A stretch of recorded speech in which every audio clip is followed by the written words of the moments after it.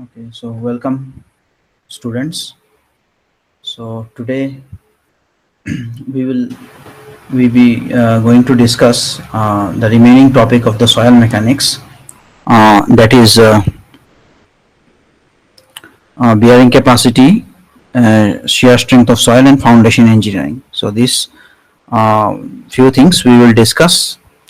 So let us first start with the shear strength of the soil, which actually will carry some important marks actually in your exam.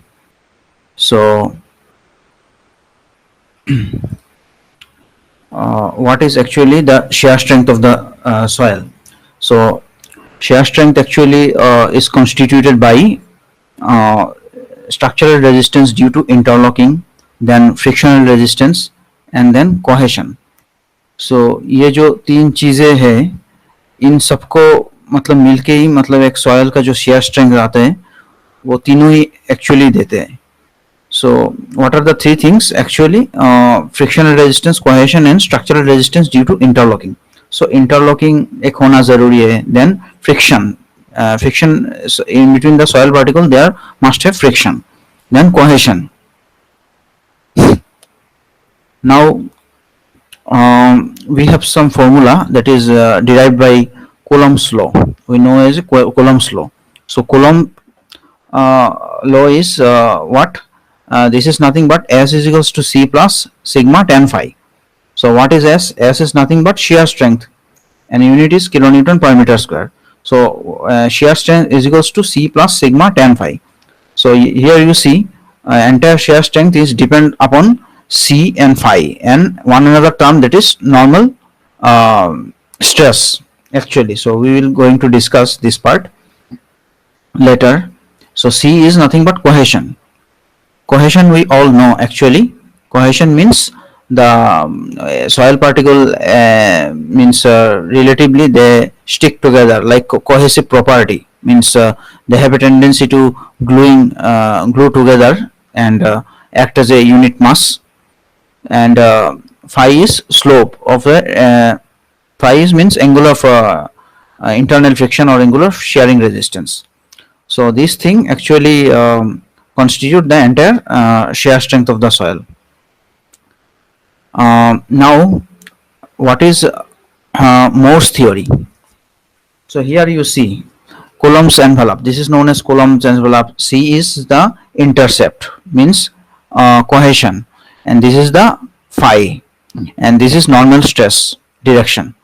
So we will see gradually what is Moore's theory, very much used in determination of the shear strength of soils. So now assumption, materials fails essentially by shear. So what is shear actually? You know shear failure. It is a kind of failure. We have many kind of failure, like so shear failure is a kind of a fail by which material fails. The critical shear stress causing failure depends upon the properties of the material as well as the normal stress on the failure plane. So the ultimate strength of the material is determined by the stresses in the potential failure plane. The intermediate principal stress does not have any influence on the strength of the material. So ultimately you remember that the S is a function of normal stress. So here you see the strength is a function of normal stress. Now we can see the effective stress principle. So in fact the effective normal stress control the shearing resistance of the soil. We have said that the normal stress, but actually it is the effective normal stress. So there will be little modification in the equation, that is S is equals to C dash plus sigma dash tan phi dash failure envelope. So what is sigma dash? Sigma dash is nothing but effective normal stress. So it will be is equals to total stress minus pore water pressure. So already we know, means total pressure is equals to effective pressure plus pore water pressure. So what will be the effective pressure? Effective pressure will be total pressure minus pore water pressure. So you remember this formula. This formula is very important. Directly this can be asked. What is the Moore-Coulomb equation? So you can answer this way. Next is you see, in terms of the total pressure, this formula becomes like that. This is in terms of effective normal stress, this is like that, and in terms of the total pressure, this will be like that. S is equals to Cu plus sigma 10 phi u. So Cu is equals to apparent, Cu is equals to apparent cohesion, and phi u is equal to apparent angle of shearing resistance. Now we can see we have three different kind of condition. First condition is for sand. When we talking about purely frictional soil, that is dry sand. So for purely frictional soil, only the phi values will be there. Cohesion won't be there, because cohesion comes only in the case of clay or cohesive soil. But in that case, dry sand means totally dry, only friction part will be there. So that's why this C intercept will be come to 0. So if this comes to 0, this inclined line will be come to pass through the origin. So this is where only phi will be there. Now in the second condition, we can say this is the pure cohesive soil. So that is plastic clay. So pure cohesive soil means it is purely clay. So in case of purely clay, only C part will be there, no friction angle will be there. So this we can see that phi will be totally 0. If it comes to 0, this line will come to totally parallel to the x-axis. So this is how it is coming. C remains the same. So phi is equals to 0, and this becomes the envelope. Now two conditions we have seen. One is dry sand, another is plastic clay. Now third condition is C phi soil. So this is the ideal condition. Actually, most of the time, means most of the soil are this like that only. This is very rare condition, only dry sand and only plastic clay. So any soil taken into consideration, it will be a mixture of to this. So C will also will be there and phi also will be there. So कुछ C intercept यहाँ पे हम दिखाई दे रहे और phi भी यहाँ पे है मतलब. So now critical shear plane. Critical shear plane means the most dangerous shear plane will have an angle of this with reference to the major principal plane. So you see, a direct question can be asked. What is the critical formula for critical shear plane? So alpha F is equals to 45 plus phi by 2. So this is the critical shear plane. The most dangerous shear plane will have a means along this plane there is a chances of getting failure. Now we have three tests actually. When we are talking about the shear strength, we should discuss about the triaxial test. So triaxial test means we have unconsolidated undrained, then consolidated undrained, then consolidated drained. So what is unconsolidated undrained? So UU, it is denoted by UU test, unconsolidated U, undrained U, UU test. So in that case, no drainage is permitted. So we must know that during the triaxial test there are two stages are there. One is consolidation stage and another is shear stage. So two stages are there, and the main condition are coming with that condition that no drainage is permitted either during the consolidation stage or shear stage. So unconsolidated means what? Unconsolidated means we are not allowing this sample to get consolidated. Undrained means what? We are not allowing to get drained. So that so in that both condition we are just restricting the drainage. So that is why it is mentioned that no drainage is permitted either during the consolidation stage and shear stage. So consolidation means it is related to that first one, and undrained means it is related to the shear. So therefore there is no dissipation of pore pressure during the test, and test can be conducted in few minutes. So 5 to 10 minutes. So this is very short period test, unconsolidated undrained. So it is mostly been done since the time requirement is very less. इसको करने में बहुत कम समय लगता है. So we generally हम लोग इसको ही prefer करते हैं most of the time. और application कहाँ पे होते हैं? Generally done for less permeable soil such as clays, for short-term stability analysis, and also for earth dam during construction. So this has been done. Next is consolidated drain test. So in that consolidated undrained test, you see first part actually we are allowing the drainage, but in undrained means no drainage is allowed. This is CU test, it is known as. So drainage is permitted under the initially applied normal stress only, and fully and fully primary consolidation or softening is allowed to take place. No drainage is allowed in the shearing stage. So here you see one part we allowed the drainage, other part we did not. So application free sudden drawdown cases. In the third stage you see consolidated drain. So this is known as CD test or S test. So drainage is permitted throughout the test during the application of both normal and shear stress, so that full consolidation occur and no excess pore water pressure is set up in any stage of test. Generally it takes 2 to 5 days. So you see here its application is cohesionless soil and for soils having high permeability. Cohesionless soil and for soils having high permeability for ascertain long-term stability of clays. So this is enough actually. If you know little bit of this drainage condition, and you can answer many questions from that. So another test we actually perform is direct shear test. So this is also strength kind of test and is generally conducted for cohesionless soil as a CD test. It can be used for any of the three conditions. Okay, so you just remember this.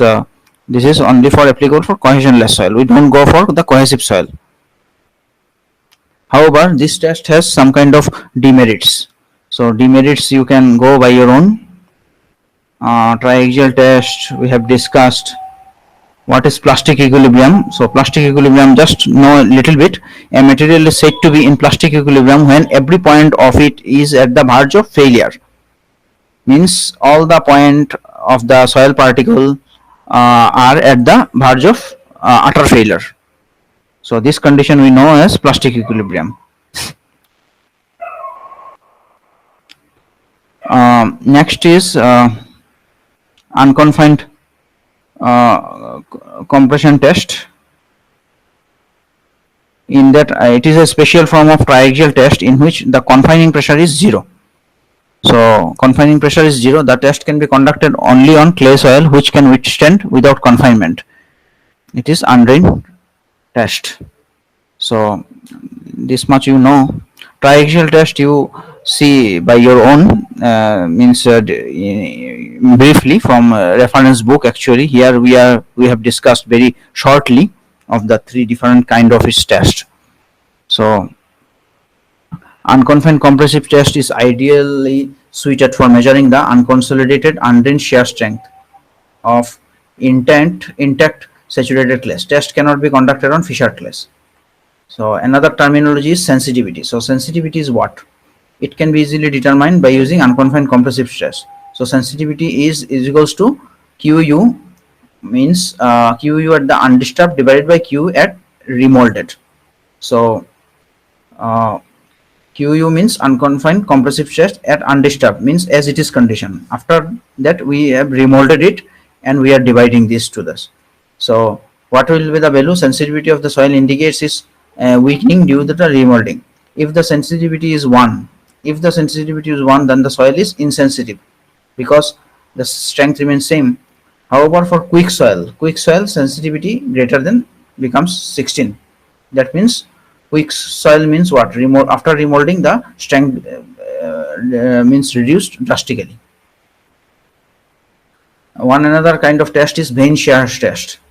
So vane shear test is it is quick test to determine the undrained shear strength of the soft clays in lab or field. So this test we used to do in lab as well as field also. So to determine the undrained shear strength of soft clays. So remember this formula also, you can remember, but very importantly these things you remember, that for which kind of soil it is been done. Now one important terminology is liquefaction. So when saturated sandy soil is subjected to earthquake loads, so you remember what is liquefaction. Liquefaction means when saturated sandy soil is subjected to earthquake loads, the pore pressure suddenly increases and thus decreases the shear strength of the soil, and it may become zero also. The soil momentarily liquefies and behaves as a dense fluid. The soil momentarily liquefies and behaves as a dense fluid. This phenomenon, when sand loses its shear strength due to oscillatory motion, is called liquefaction of sand. Soil most susceptible to liquefaction are saturated fine sand and saturated medium sand. So this is the definition of the liquefaction, and you go through it properly.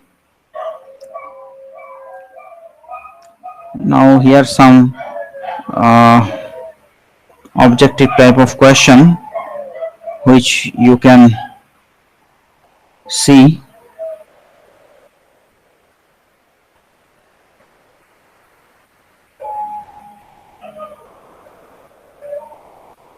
Answer keys are there, you can see. Okay, so moving to our next topic, that is bearing capacity. So important topic only actually we will be going to cover. So here you see there are two types of foundation, one is shallow and another is deep. So shallow foundation is considered shallow if the rotational bearing failure is possible. According to Tarjagi, if the depth is equal to or less than the width, it is shallow. So what Tarjagi is saying, if the depth is equal to or less than the width, just means try to visualize. If the depth is equal to or less than the width, means depth is not that high, which is either equal to or less than the width, then we call it shallow foundation. So shallow, it is a spread footing, continuous footing, raft foundation. So these are all shallow. What is deep? Deep means it is the load transmitted at considerable depth below ground level. For example, we know pile foundation, pier foundation, caisson. So pier and caisson are for like river, we know na, means river structure, bridge. So in bridge actually well foundation we know. So pier and caisson, these are well foundation. Pile is normally used in our homely construction these days. Wherever we have a poor kind of water, any kind of pond is there, flora fauna structure is there where we have to build the structure. So in that case we actually go for the pile. So now gross pressure. So what is gross pressure? Means total pressure at the base of the footing. So I assume that you know all these things, what is footing and foundation. If not, please make it clear. Only then these things will be clear to you. These are very basic thing, and question will be asked from that only. What is gross pressure? So total pressure at the base of the footing due to the weight of the superstructure. So तीन चीजों से gross pressure मतलब बनता है. So ये क्या क्या है तीन चीजें? First one is the weight of the superstructure. So whatever the weight that is coming from the superstructure. Then comes the self weight of the footing का जो self weight, and then weight of the earth fill. So ये three different things actually make the gross pressure. Now net pressure क्या है? Net pressure nothing but it is some subtraction we have to make. So gross pressure we know. So gross pressure if we know, then original overburden pressure. So original overburden pressure, if we just deduct from the gross pressure, we got the net pressure. So original overburden pressure means gamma d. So gamma d means whatever the field actually, weight of the earth field, like that. So that we are not considering in the net pressure. Now ultimate bearing capacity. So ultimate bearing capacity, the minimum gross pressure at the base of the foundation at which soil fails in shear. So the minimum gross pressure at the base of the foundation at which the soil fails in shear. So ultimate bearing capacity is related to the gross pressure. Now net ultimate bearing capacity, the minimum net pressure that causes shear failure of the soil. The minimum net pressure. Now net ultimate bearing capacity is related to the net pressure, the minimum net pressure that causes the shear failure of the soil. So QNU is equals to QU minus gamma d. So this is QU and like that. Now net safe bearing capacity. What is net safe bearing capacity? Whatever the just now we have got the net ultimate bearing capacity. If we divide this with the factor of safety, we will got the net safe bearing capacity. So factor of safety usually taken as 3. What is factor of safety? Factor of safety means as a safety measure we are means taking some extra values actually for consideration. Now gross safe bearing capacity Qs is equals to Qns plus gamma d. Now ultimate thing that we need to know is net safe settlement pressure. It is the net pressure which the soil can carry without exceeding the allowable settlement. So here you see two things are important. First, we have studied this one, QU.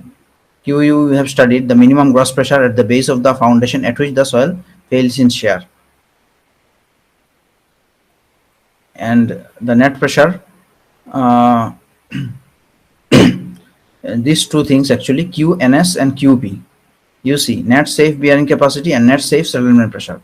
So these two actually been considered while designing any kind of while we making the design. So out of this two, whichever is comes as a small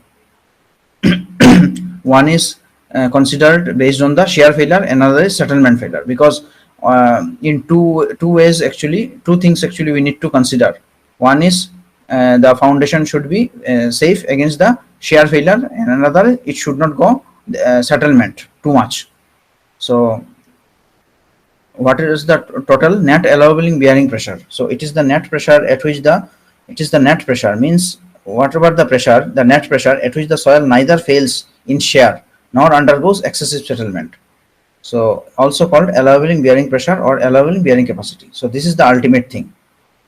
What all the things we have read, but finally you have to remember these things. So this is known as QNA. So QNA is list of the QNS and QNP. Here everything is given. You read again and again, only then it will be clear to you. Now requirement of the requirement for the design of foundation. So requirement of the design of foundation, we don't want shear failure, we don't want excessive settlement. So these are the foundation requirement.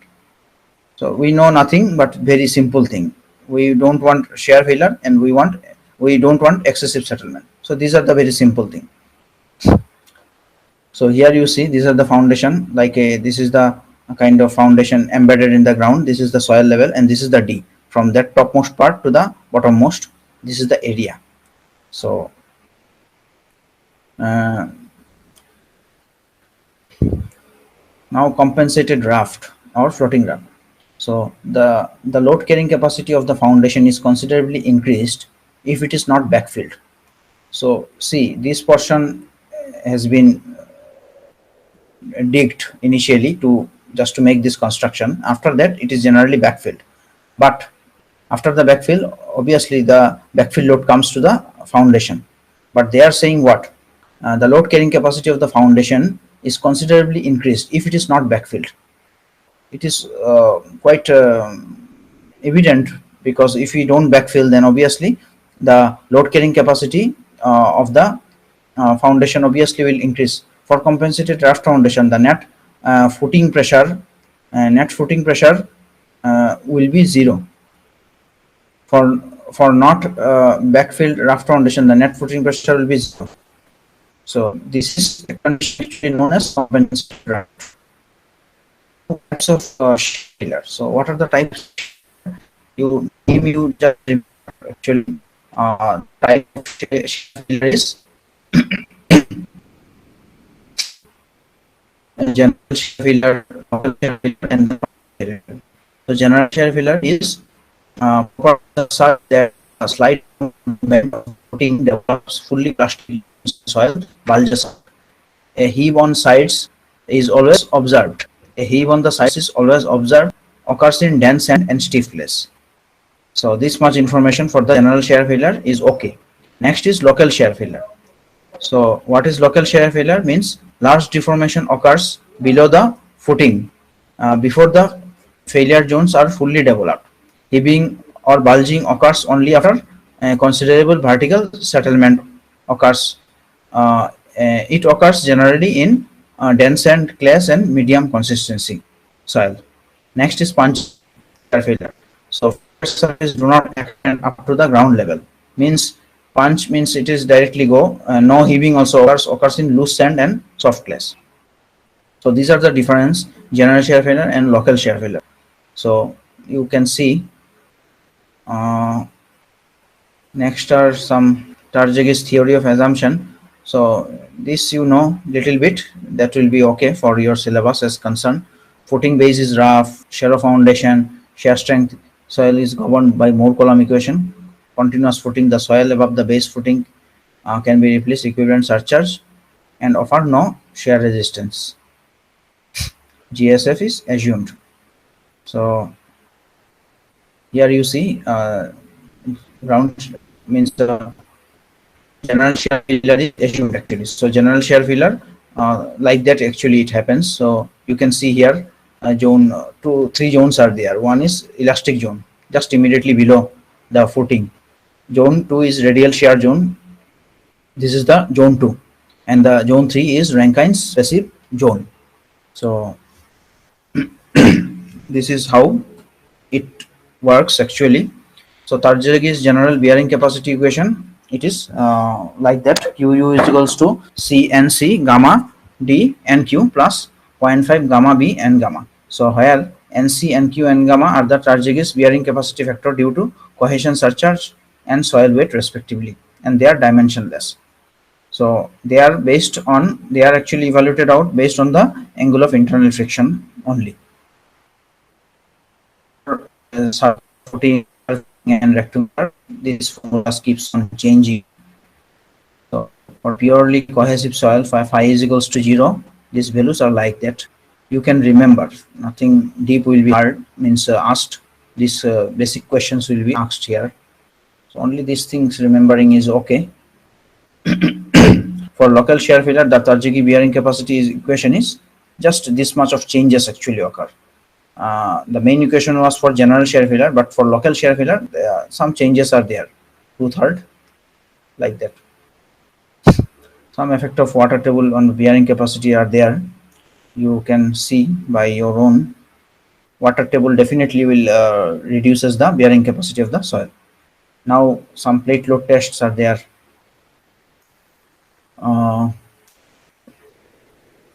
To determine the settlement and all these values. Okay, from your syllabus I think it is okay. You can see since time is very less and your syllabus is too vast, so whatever basic minimum things whatever we have discussed, I think from this you first clear this, and that will be okay. Now the immediate settlement. So this formula you can just remember, that is immediate settlement SI is equals to Q B 1 minus mu square divided by E into I. So all the things are given here. Definitely this formula itself is okay. All the highly permeable soil undergo immediate settlement. Immediate settlement also occurs in fine grained soils. So some numericals you see.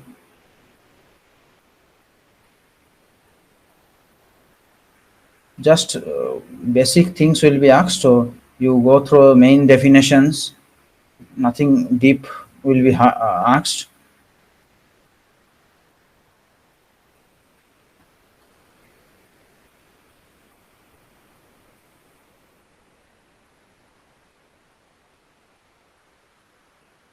So answer key is there at the bottom, you can check by your own.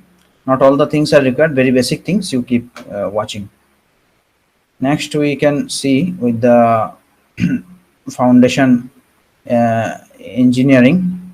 So in engineering, a foundation is the element of the structure which connect it to the ground, transferring load from the structure to the ground. Foundations are generally considered either shallow or deep. Just now we have seen foundation engineering is application of the soil mechanics and rock mechanics in the design of foundation elements of structure.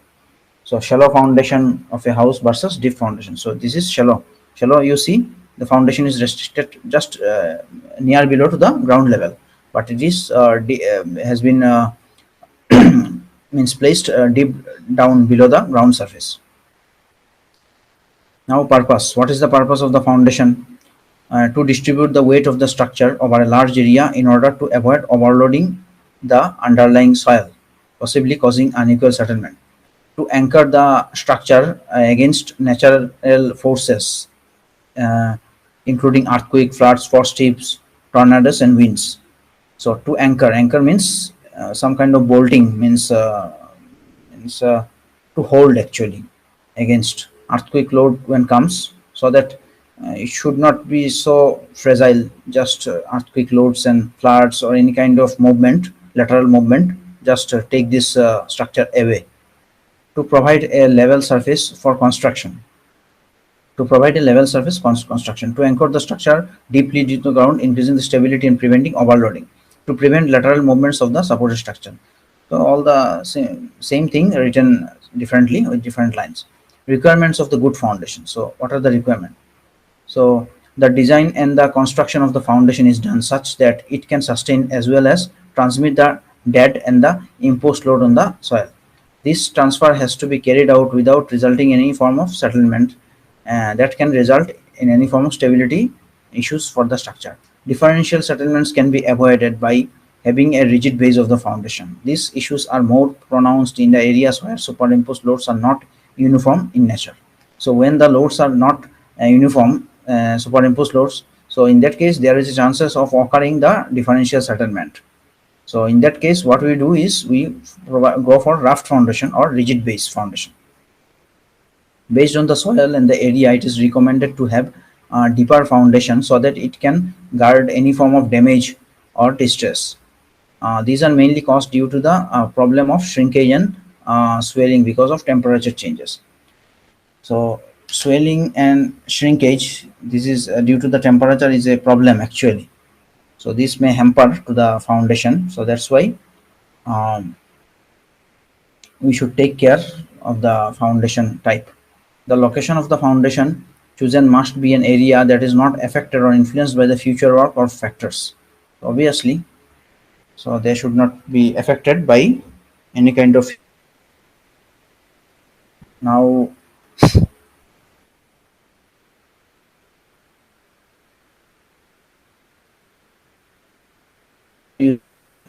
foundations. So into one common type is spread footing, which consists of a strip or pairs of concrete which extend below the first line and transfer the weight from walls and columns to the soil or bedrock. Another common type of the shallow foundation is the slab on grade foundation, where the weight of the structure is transferred to the soil through concrete slab. So, okay, I think you get the idea. Shallow foundation construction example. Next is deep. Deep foundation, we know, usually to transfer the load of a structure down through the upper weak layer of the top soil into the stronger layer of the subsoil below. There are different types of footing, deep footings, including impact driven piles, drill shafts, caissons, helical piles, geopiers, earth stabilized column. The naming conventions for the different types of the footing vary between different engineers. So historical piles were wood, later steel, reinforced concrete, and pre-tension concrete. These are also being used these days. Means depending upon the type of the construction. So pile foundation means deep means pile foundation and well foundation. Next, okay. So these are the things actually we have almost seen. um, D by B ratio, depth by B ratio, we have earlier discussion we have seen. So okay, I think topics of soil mechanics. Now we can conclude here. So if you have any discussion, you can ask. So with this, we finish here. So okay. So thank you.